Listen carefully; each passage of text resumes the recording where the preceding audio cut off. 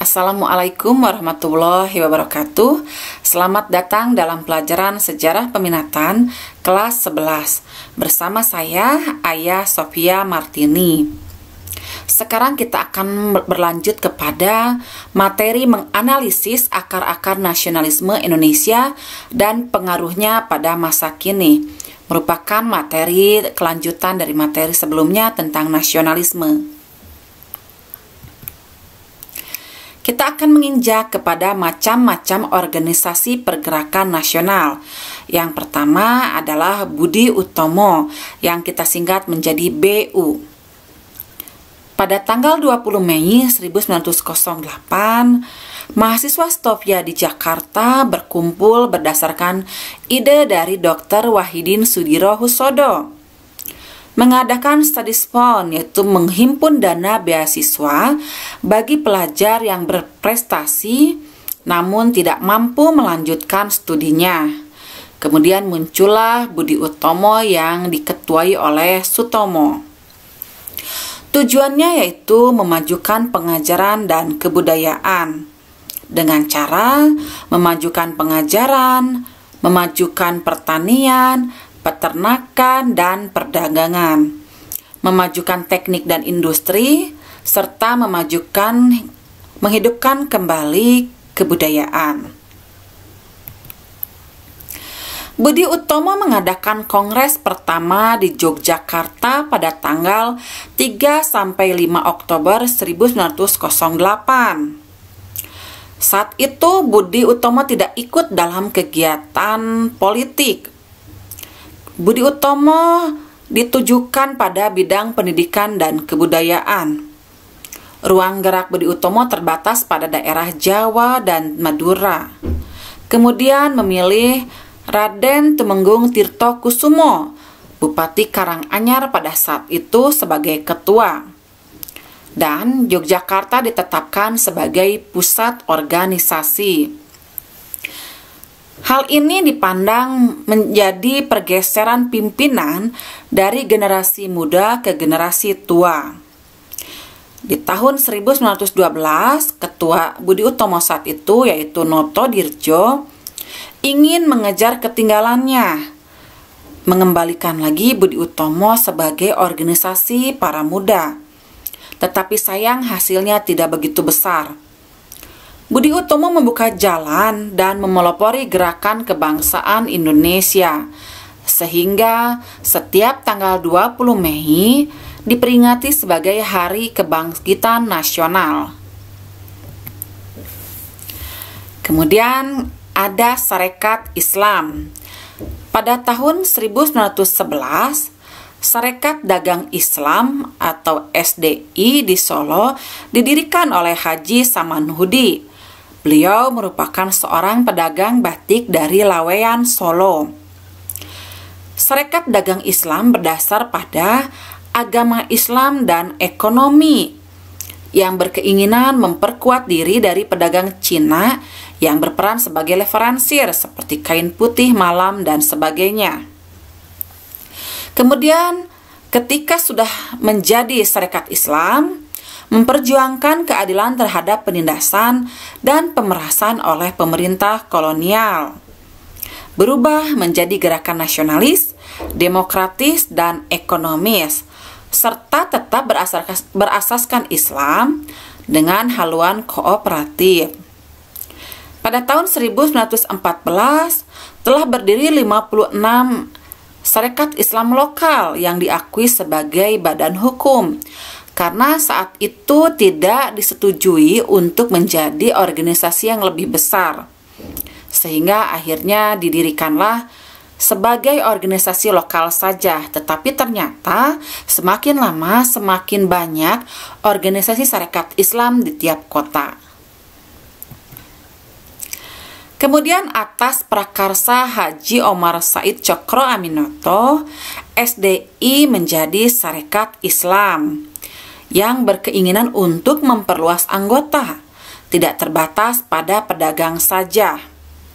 Hal ini diresmikan berdasarkan akte notaris pada tanggal 10 September 1912.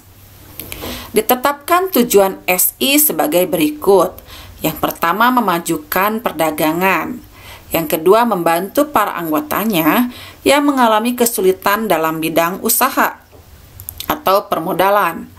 Kemudian yang ketiga, memajukan kepentingan rohani dan jasmani penduduk asli. Yang keempat, memajukan kehidupan agama Islam. Kemudian didirikan pula Sentral Syarikat Islam atau SSI yang berdiri di tahun 1915 di Surabaya, yang bertujuan membantu menuju kemajuan dan kerjasama antar SI lokal.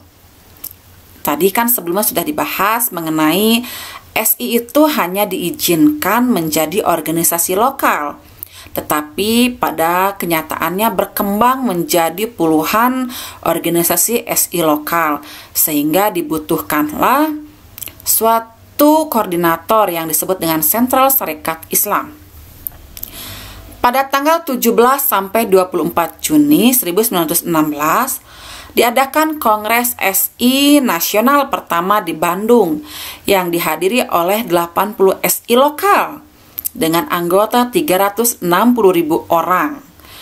Yaitu disepakatilah istilah nasional, merupakan persatuan dari seluruh lapisan masyarakat Indonesia menjadi satu bangsa.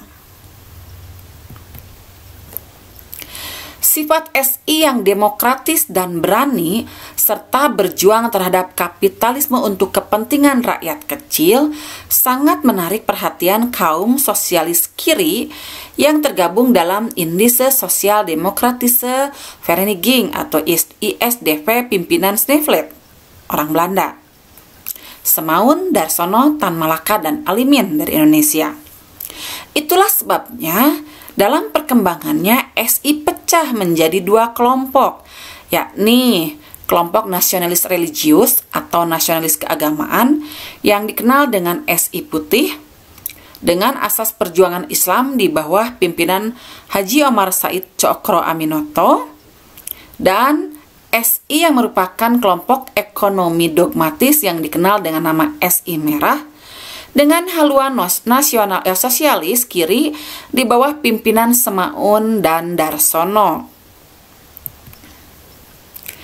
Kemudian ada organisasi Indische Party atau kita singkat menjadi IP.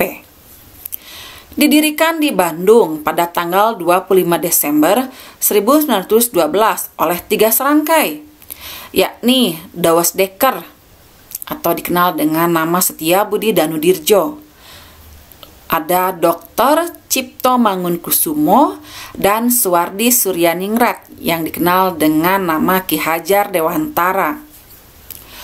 Mempunyai cita-cita untuk menyatukan semua golongan yang ada di Indonesia, baik golongan Indonesia asli maupun golongan Indo, Cina, Arab, dan sebagainya. IP merupakan partai politik pertama di Indonesia dengan haluan koperasi. Cita-cita IP disebarluaskan surat kabar The Express, memiliki program kerja sebagai berikut.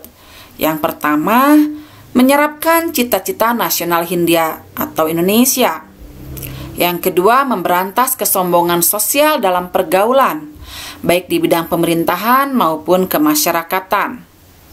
Yang ketiga, memberantas usaha-usaha yang membangkitkan kebencian antara agama yang satu dengan yang lain. Yang keempat, memperbesar pengaruh pro-Hindia di lapangan pemerintahan. Yang kelima, berusaha untuk mendapatkan persamaan hak bagi semua orang Hindia. Yang keenam, dalam hal pengajaran, kegunaannya harus ditujukan untuk kepentingan ekonomi Hindia dan memperkuat mereka yang ekonominya lemah. Indische Party memiliki 30 cabang dengan anggota lebih kurang 7.000 orang, mayoritas orang Indo. Indische Party menyatakan diri sebagai partai politik karena bertujuan ingin agar Indonesia merdeka. Tetapi pemerintah kolonial menolak untuk memberikan status badan hukum. Kemudian Suwardi Suryaningrat membuat tulisan yang berjudul Als ik een Nederlander was, artinya seandainya saya seorang Belanda.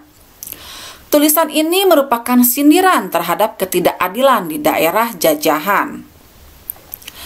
Pada bulan Agustus 1913, ketiga pemimpin IP dijatuhi hukuman buang, dan mereka memilih negeri Belanda sebagai tempat pembuangannya. Kegiatan IP di Indonesia makin menurun, kemudian berganti nama menjadi Partai Insulinde. Di tahun 1919, berubah lagi menjadi National Indische Party atau NIP.